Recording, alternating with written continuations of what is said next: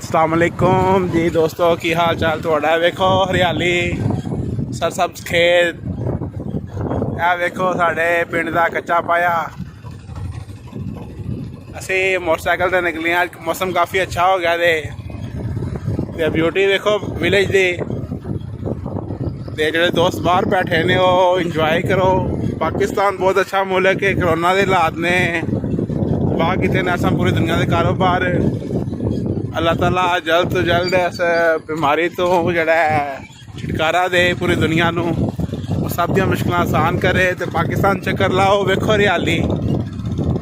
मेरा सोना पंजाब देश पंजाब, वेखो एदियां क्या बातां ने, क्या गल्लां ने। वेख सकते हो पिंड दे कच्चे राह।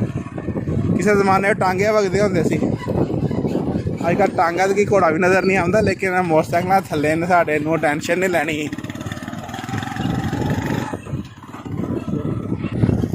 देखो बकरे बहुत खाते थे,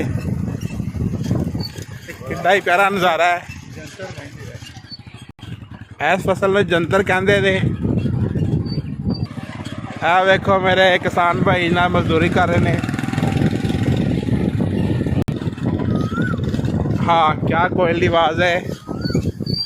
और आ सारे नज़ारे, सारिया आवाज़ा पाकिस्तान दे पंजाब सोने मिलिया ने। खुदा तला की कुदरत देखो, हरियाली देखो कितनी है इत्थे। मकई लगी दे, वो सामने अपना डेरा आ गया। तो तुहानूं भी बहाने डेरे उत्ते की माहौल है भी तुसीं देखो।